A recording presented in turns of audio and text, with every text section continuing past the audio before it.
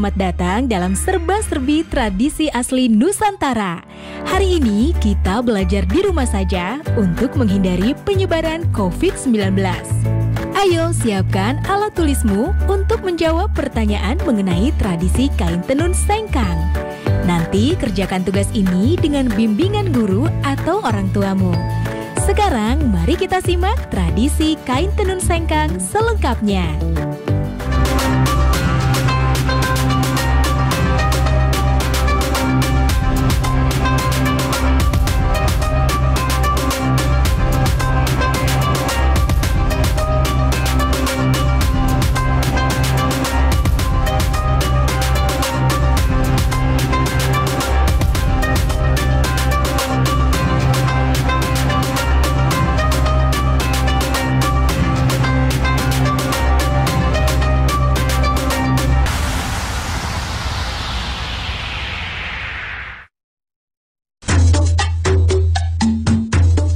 Menggores masa dan menyimpan makna tersirat.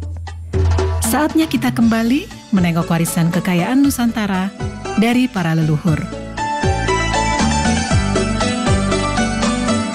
Salah satu warisan leluhur yang masih terjaga sampai saat ini dapat kita saksikan di kota Sengkang, sebuah kota di Kabupaten Wajo, Sulawesi Selatan.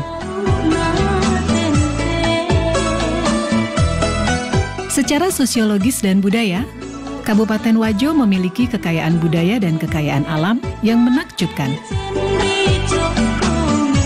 Di daerah ini ada Danau Tempe yang dikenal sebagai penghasil ikan air tawar.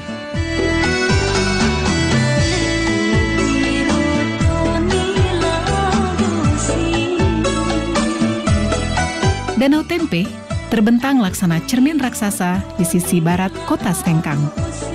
Danau ini memiliki pesona alam yang elok dan unik. Perkampungan nelayan tradisional bernuansa Bugis berjajar sepanjang tepian danau.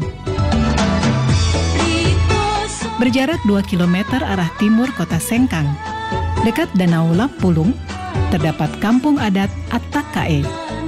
Di sana terdapat bangunan duplikat rumah adat Wajo. Salah satu di antaranya yang terbesar adalah Seo Raja atau Istana Raja Latenri Bali.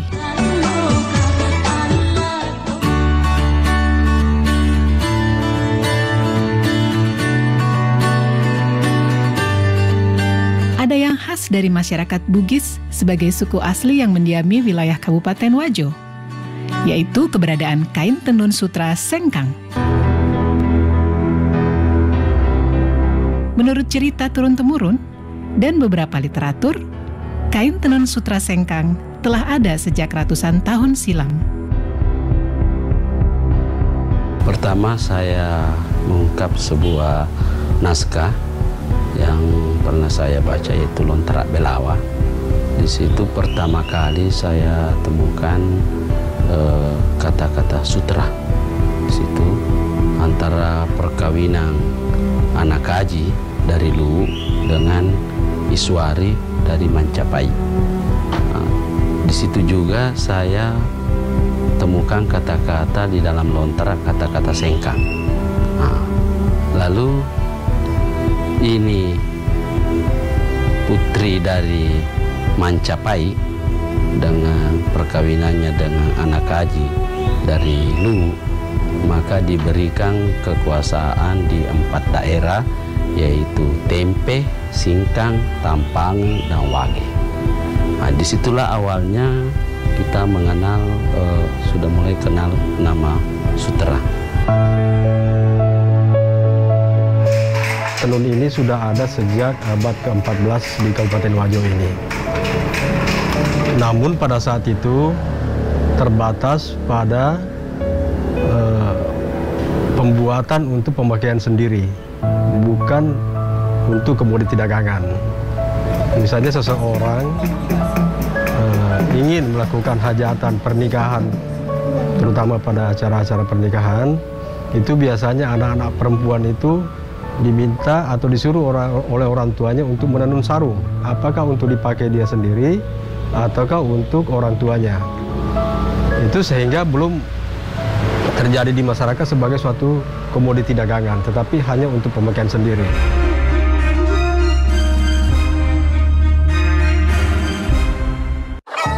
Tak terasa tahun demi tahun telah berlalu. Beban yang berat kini sudah berkurang dan sangat aku syukuri. Bu, Randy besok harus beli buku dan alat tulis yang baru. Iya, tapi sekarang pakai tas yang ini dulu. Bu, sekarang Randy udah bisa beli buku dan tas, Bu. Dengan ini. Tidak ada hal yang paling membanggakan selain melihat anak memiliki semangat tinggi untuk terus bersekolah. Bu, Ya,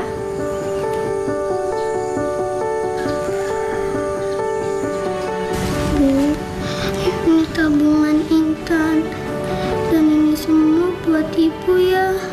Intan gak mau Ibu kerja dulu. Intan takut Ibu sakit. ya nak. Ibu berangkat kerja ya.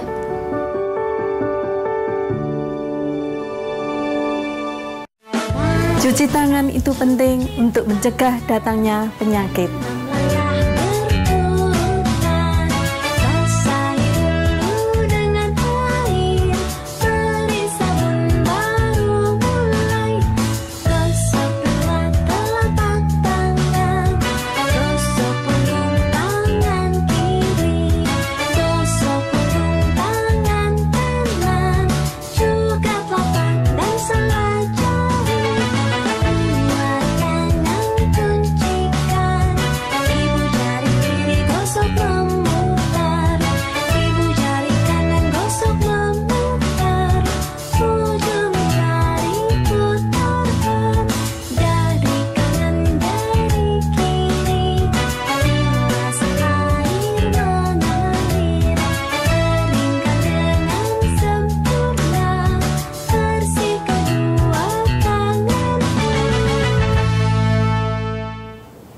Mudah kan mencuci tangan? Dipersembahkan oleh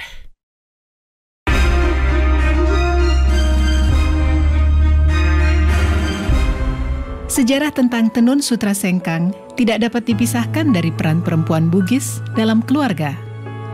Orang tua suku Bugis di zaman dulu menjadikan tenun sutra sebagai salah satu cara dalam mendidik anak perempuan mereka. Nah, salah satu cara untuk mendidik anak-anak perempuan di zaman dulu agar supaya perempuan-perempuan ini bisa menjaga diri, terhindar daripada hal-hal negatif, sehingga lebih banyak dianjurkan atau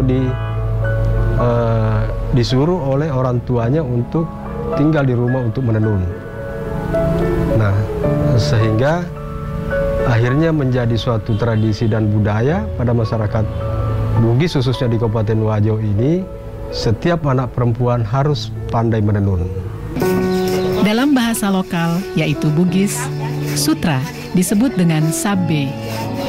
Menengok ke masa yang lalu, aktivitas masyarakat Wajo dalam mengelola sutra sudah dilakukan secara turun-temurun, baik dalam skala industri rumah tangga maupun industri menengah.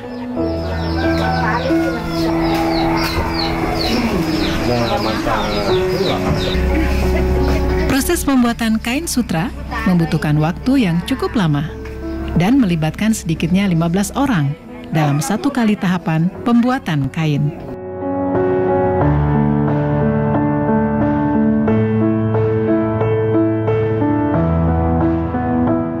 Sebelum menjadi benang sutra, ada proses yang cukup panjang yang dimulai dari peternakan ulat sutra.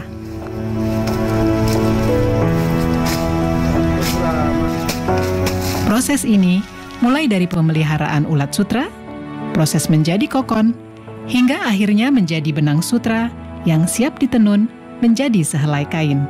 Kita dapat telur dari Verhutani sesuai dengan pesanan. Contoh ini tempat telurnya dan menetas, misalnya penetasan tanggal 1. Ini menetas baru 3 hari makan, dikasih makan dengan daun murbei. Ada memang khusus daun murbei itu. Baru 3 hari makan, baru ada instar pertama, artinya tidur. Instar pertama itu 2 kali 24 jam. Ulatnya tidur itu tidak makan. Baru setelah instar pertama, makan lagi. selama 2 hari, masuk instar 2. Begitu seterusnya sampai instar 4. Ini sudah masuk instar 5. Artinya ini masuk untuk proses pengokonan. Tinggal 3 hari proses pengokonan. Dia akan membungkus dirinya jadi kepompong. Itu seratnya, dia mengeluarkan air liur dari mulutnya. Itu bikin bundaran untuk membungkus dirinya. Dan bundaran itulah disebut kokon, dan itulah yang menjadi sutra.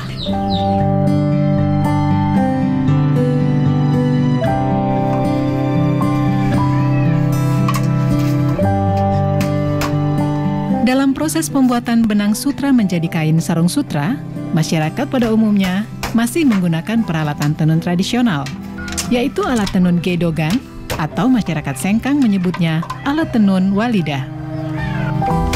Ini alat tenunan gedogan, 1 setnya. Ini pertama alat gulungan benang, baru ini alat penindis untuk menekan benang bawah, baru ini tali untuk alat pembantu untuk benang bawah. Ini sisir, alat untuk mengatur lusi. Ini juga walidah, alat untuk merapatkan benang pakan. Ini teropong, alat untuk memasukkan benang pakan. Dan ini wakangan, alat untuk gulungan kain. Perkembangan teknologi yang datangnya dari tanah Jawa berpengaruh terhadap proses pembuatan tenun sutra di sekitar tahun 1950 dan membuat sebagian proses pembuatan dengan alat tenun gedogan beralih menjadi alat tenun bukan mesin. Nah adik-adik, sekarang waktunya menjawab pertanyaan. Siap-siap mencatat ya. Pertanyaannya adalah, apa hubungan ulat dengan kain sutra? Dicatat ya. Apa hubungan ulat dengan kain sutra? Nanti jawablah pertanyaan ini sebagai tugas ya.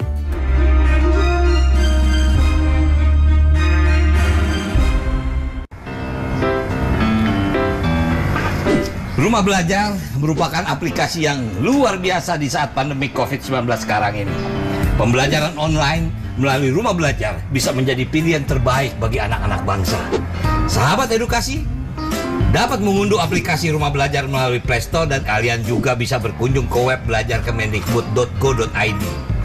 Banyak fitur yang bermanfaat yang bisa menemani sahabat edukasi dimanapun berada untuk belajar dan menggali ilmu pengetahuan. Selamat belajar dan tetap semangat.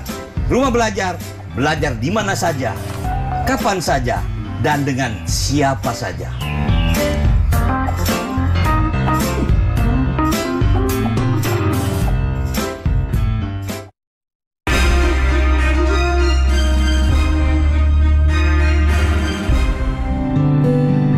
Keberadaan kain tenun sutra Sengkang tidak dapat dipisahkan dari kehidupan sehari-hari masyarakat Wajo. Bahkan di tahun 70-an, tenun sutra seolah mempunyai keistimewaan tersendiri saat hari raya tiba. Tidak hanya itu, sutra Sengkang mempunyai nilai simbolik yang sangat tinggi dalam menerjemahkan hubungan suami istri dalam kehidupan masyarakat Wajo.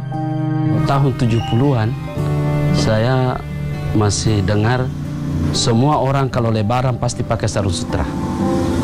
Kalau hari lebaran, itu bunyinya sarung sutra. Kalau di masjid, orang berdiri untuk salat, semua pasti terbunyi kedengaran sebagai kain sutra.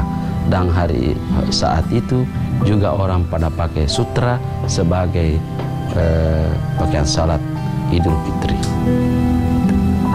Lalu yang kedua yang saya lihat, orang Wajo itu biar sebagai ibu rumah tangga, dia memenuhi kebutuhan suaminya, memasak, memelihara anak. Juga dia masih melakukan aktivitas itu dan tidak ada yang terabaikan, semua jadi. Kain tenun sutra Sengkang mempunyai ciri khas yang membedakannya dengan tenun sutra dari daerah lain, yaitu warna yang terang dan mencolok. Warna kain tenun ini pun menjadi makna tertentu dan penanda tersendiri dalam kehidupan masyarakat Wajo.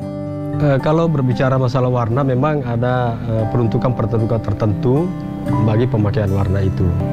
Misalnya saja seorang gadis itu biasanya memakai sarung baloreni, kotak-kotak kecil dan halus, dan terdiri dari warna tua muda. Pada umumnya memakai warna pink terang dengan pink muda, ataukah hijau daun dengan hijau muda, dan seterusnya.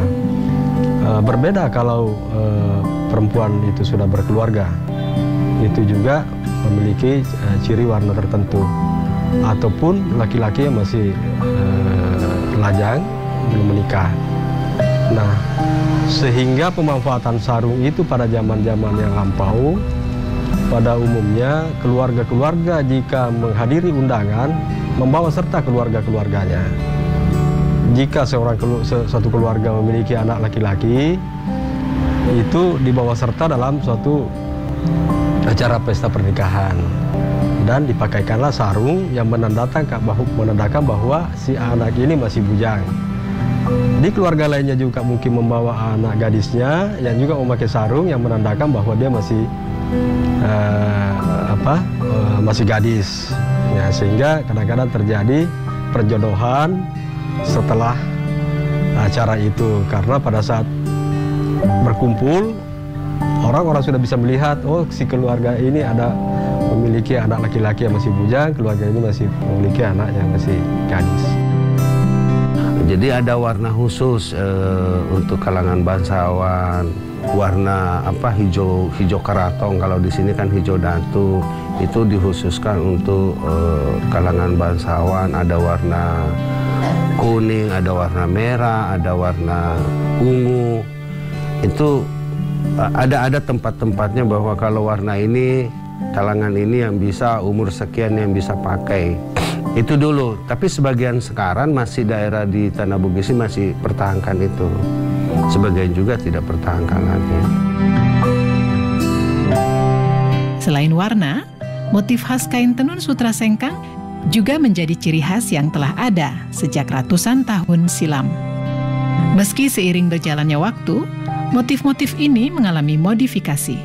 Sebenarnya motif-motif yang tercipta itu tidak terlepas daripada karakter orang Bugis Wajo itu yang berada dalam pemerintahan yang demokratis, walaupun pemerintahan itu kerajaan. Itu yang tercipta di masyarakat karena begitu leluasanya, begitu bebasnya orang mencipta, sehingga tidak ada batasan bagi mereka seniman-seniman perajin tenun ini untuk mendapatkan inspirasi yang lebih luas lagi, yang kemudian diimplementasikan ataukah dibuat dalam bentuk motif pada tenunan itu.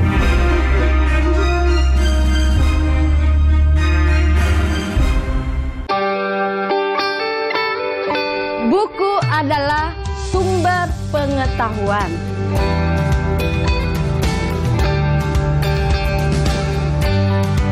Membaca itu ada gunanya ya? Iya. Sudah pintar kamu tanam sayurnya ya? Ya Bu, ini semua karena membaca.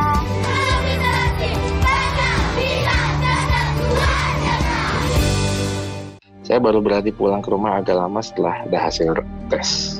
Jadi setelah hasil tesnya bilang saya negatif, oke, saya berani. Tapi tetap saya lakukan social distancing, saya nggak berani dekat-dekat semua. Anak perempuan saya memang relatif dekat dengan saya. Tapi ketika COVID ini ya pengen meluk, tapi ya gimana ya, kita hanya bisa lihat dari jauh dan kemudian ya cuma menutangkan tangan gitu, seolah-olah berpelukan gitu. Suatu waktu saya terima message ya, yang bilang bahwa dia kangen, doain semoga saya baik-baik saja. Dan di situ saya yang merasa, waduh, ya dari sisi tenaga medis ya ini hal yang paling berat sebetulnya.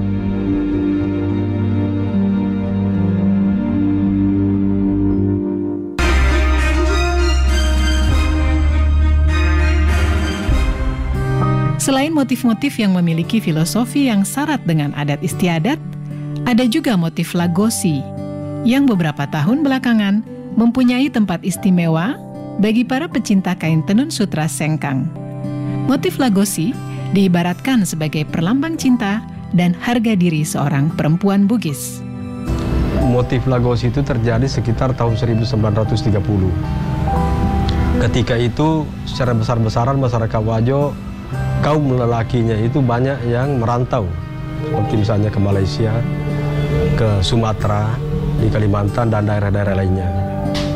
Nah, sehingga perempuan-perempuan yang ditinggal oleh suami untuk menjaga diri, itu melakukan aktivitasnya kebanyakan di rumah dengan menenun. Dari situlah kemudian muncul inspirasi, kerinduan mereka akan kembalinya sang suami, maka ditenunlah motif-motif Lagosi itu yang berbentuk setangkai kembang. Itu perlambang cinta yang terus dijaga, sekalipun bertahun-tahun ditinggal oleh suami. Menjaga kesucian, menjaga harga diri seorang perempuan, saya kira di seluruh Indonesia adalah harga mati juga. Usaha tenun sutra tidak dapat terlepas dari kehidupan masyarakat Wajo, karena hampir 15% masyarakat Wajo terlibat dalam proses pembuatan tenun sutra. Tantangan yang dihadapi adalah menurunnya produksi benang sutra, baik dari segi kuantitas maupun kualitas.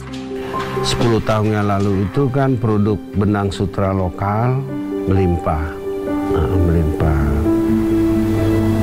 Sampai Wajo bisa produksi kain itu 2 juta meter per tahun. Itu cerita 10 tahun yang lalu. Nah, sampai awal 2010 kemarin, produk benang sutra lokal menurun. Nah itu, sampai sekarang awal tahun 18 baru ada kayak signal. Karena bibitnya yang dipelihara oleh petani sutra itu tidak berkualitas kayak seperti tahun yang lalu. Nah, kita kemarin mencoba mendatangkan telur impor. Alhamdulillah sudah masuk, tapi belum continue. Selain produksi benang sutra yang mengalami kendala, pemasaran produk tenun juga masih menggunakan cara yang konvensional.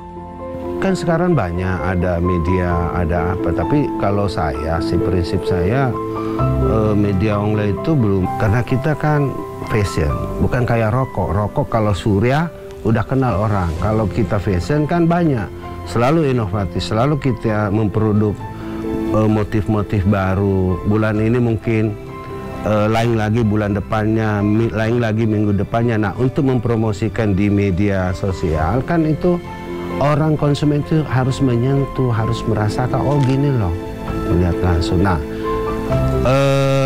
Nah disinilah harus ada kerjasama dari pihak pemerintah dengan pengrajin, dari BUMN untuk binaan-binaan untuk pengrajin. Karena begini, sebagian besar pengrajin yang ada di Wajo, saya kira di Nusantara ini begitu juga, bahwa kalau biaya promosi untuk pameran-pameran ke Jakarta atau ke luar negeri, sebagian besar ini pengrajin ini belum mampu mandiri atau belum mampu membiayai sendiri untuk mempromosikan produknya. Meski demikian, upaya tetap dilakukan oleh para pelaku usaha, termasuk terus berinovasi dalam menciptakan motif yang dapat diterima oleh pasar. Satu hal yang masih sangat melegakan dan menyisakan harapan besar, bahwa sampai saat ini, masyarakat Wajo, baik generasi tua maupun muda, sebagai pewaris kekayaan Nusantara ini masih sangat mencintai dan menjadikan sutra sengkang sebagai bagian yang tak dapat dipisahkan dalam kehidupan mereka sampai kapanpun.